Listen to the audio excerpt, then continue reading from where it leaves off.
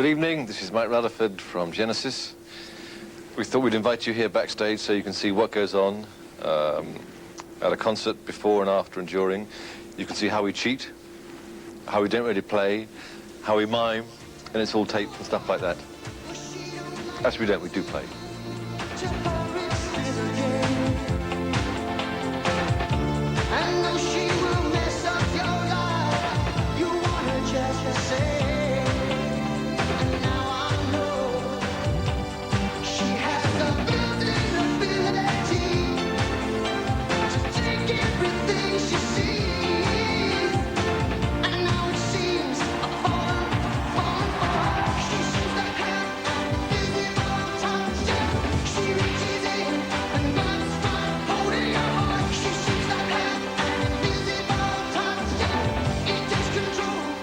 We always all like the most recent stuff best of all.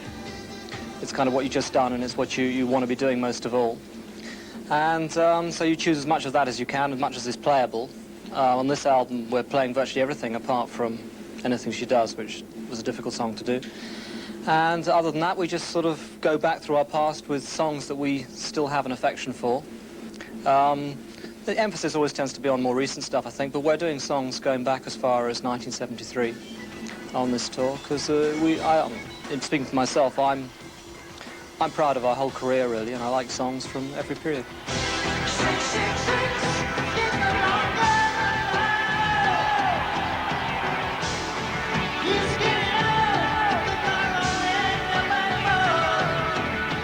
Or like this tour we're doing, Supper's Ready. The end of Supper's Ready. So that's one of the reasons why it's good to be in a group, because I will choose a couple of old songs that maybe someone hasn't thought of, or Tony might do the same, or Mike might do the same. And before you know it, you've got about 3-4 hours worth of material, which you've got to prune down to a couple of hours. So there.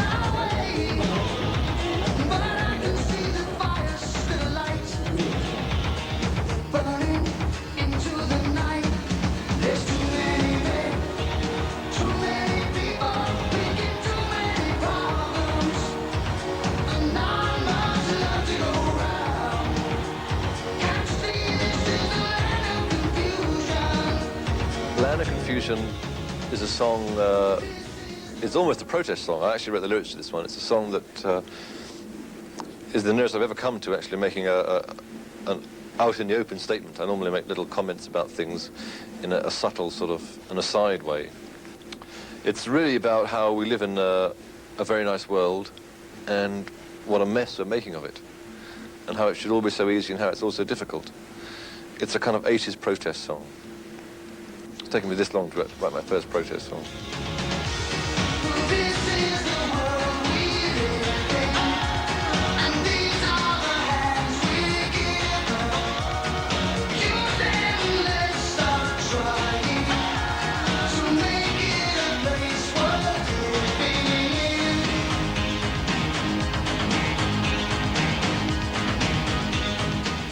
Well, the Brazilian it's kind of much closer to the kind of thing I do on some of my solo albums, So if you like the Brazilian, you should go and buy them.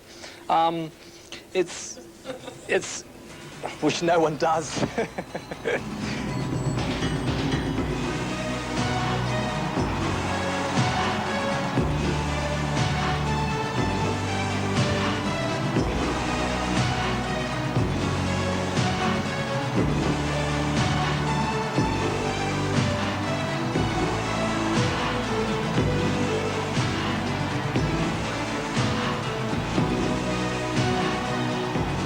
I'm not very good at writing sort of love songs anyhow. Phil writes them much better, so I leave the short, those kind of things up to him. You know I love you, but I just can't take this. You know I love you, but I'm playing for keeps. Although I need you, I'm not gonna make this. You know I want you, but I'm in too deep. So listen.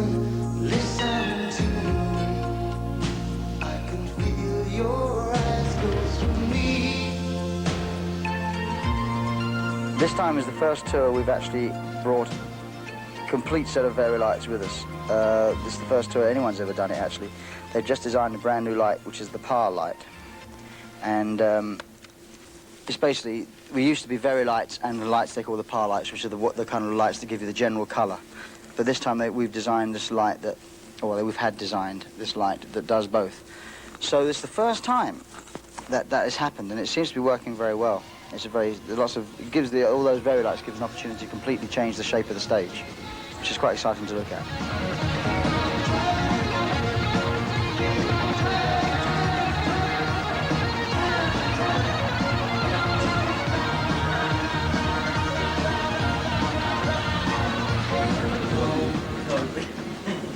It's all right. So come, right, okay. Look, it's not boring yet. Liven So that's good to get. Okay, So I well, thought I'd come in and liven that doesn't liven it up, you know. Use that and I'll kill you. All right, okay.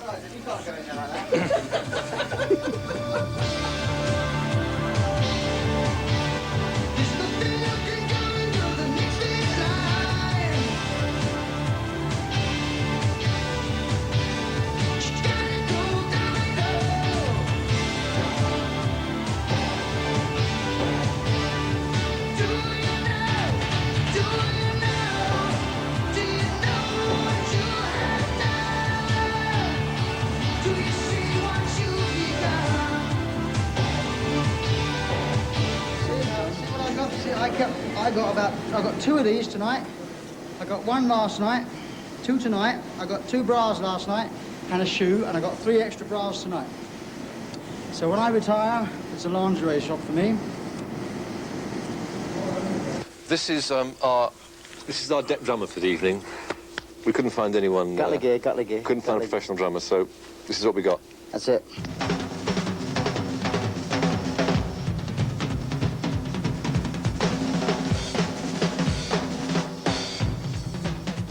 Jess has been with the band, I'd say, for 10 years, and I first came to hear of him with a Frank Zappa album called Live at the Roxy.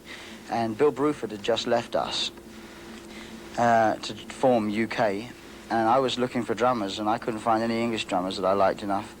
So I started buying some albums of American drummers and heard this Live at the Roxy album with Frank Zappa, and Chester was on it playing with another drummer. And he did a couple of drum things together with this other drummer, which were great double drums. And in fact, we used that same lick that I heard on that album. We used it on the end of Afterglow. We use it all the time, because it's just one of those classic drum fills. And I don't know whether we actually are going to present him with a gold watch. I think we should do. We should at least do something. I think my batteries have just run out. I was doing a show in San Francisco. I was doing a Company of the Wiz, just playing drums for the show.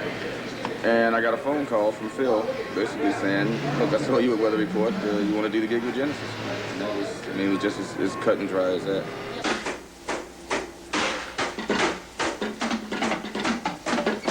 You're on MTV, man.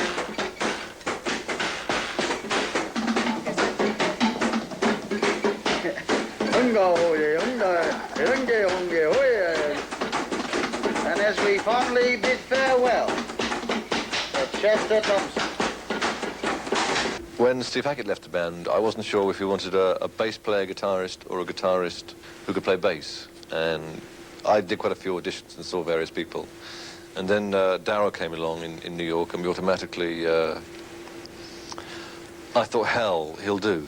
Would you welcome, please, a nice Canadian welcome, please, for on the guitar and the bass guitar, our good friend, Mr. Darrow Sterner! I'm very bad at remembering parts, and Darryl is very good, so he has to remind me of the chords of the songs that I wrote, you know, a few years ago, which is why he's with us. Mike Rutherford, in fact, auditioned me in New York City, and from there, it's history, basically. What do you want to know? Do you remember what the first gig was? No, I don't. I don't. I can't tell you that. Great, I don't know what the first gig was. This is no good for you.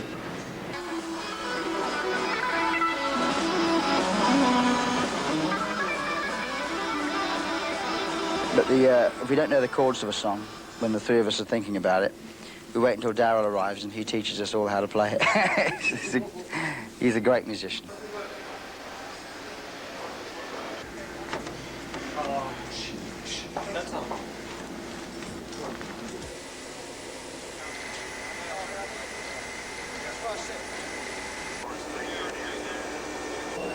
No, I think the thing I dislike most about touring is flying, which is you know, something I kind of...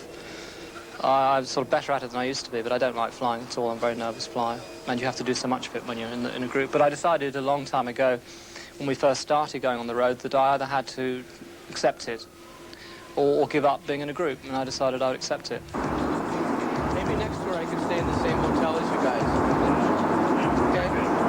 Yeah. A Holiday Inn's a nice hotel, though.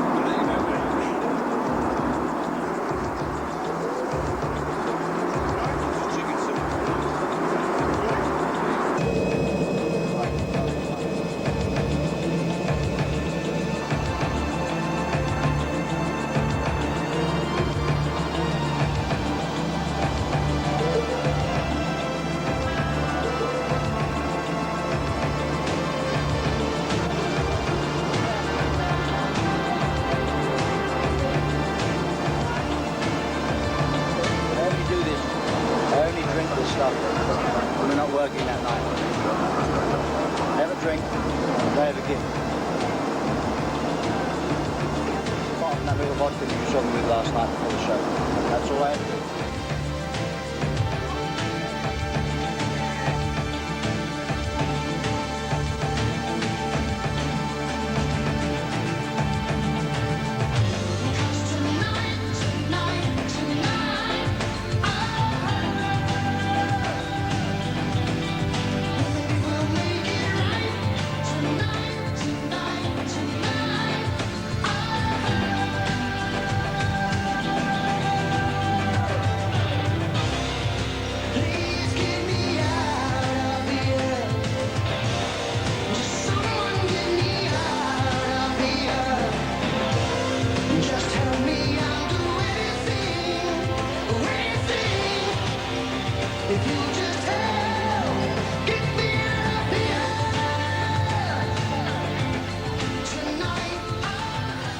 Does that sound? Yeah.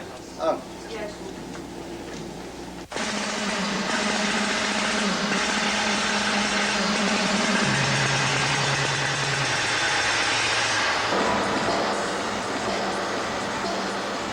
To describe a sound check, I heard Charlie Watts in an interview the other day when he was asked what the Rolling Stones meant to him, and he said 5 years of work and 20 years of hanging around, which is actually a wonderful description of what being in a group is. There is an awful lot of hanging around and waiting. The most important thing we're after at a sound check, apart from running through a couple of songs, just so we hear what the sound's like in the hall, and the sound man who's mixing the sound out in the audience can get a rough idea of how the show's going to be, is to just kind of get, and you've got to check all your gears working. The most important thing is just to sort of feel acclimatized to the hall.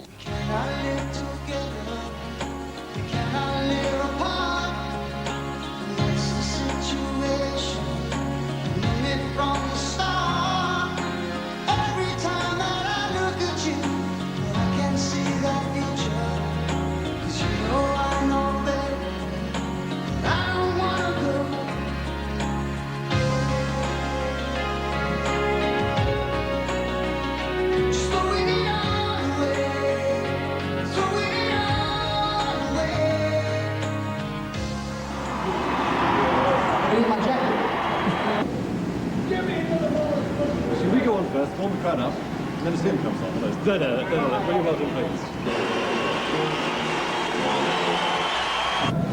Oh, they left me behind, that's the thing.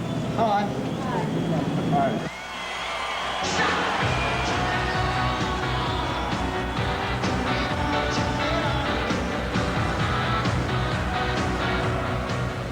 Oh no, this is the last album. This is the last tour. I thought you'd like to know. Every album we make and every tour we do is described by people around us as the last album, the last tour. And we don't know, so I don't know how they know.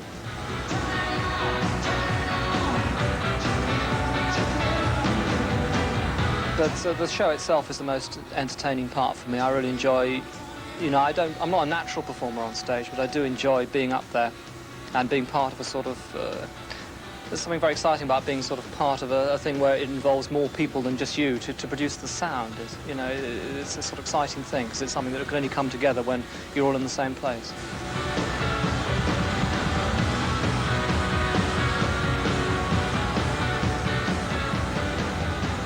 Well, we're going to wrap it up now. I've got to go back to bed. And I hope you have more of an insight now as to just what makes this thing tick. The life, the drama, the tears, the happiness, the eccentricity behind the scenes of the Genesis show. We got to go. See you later.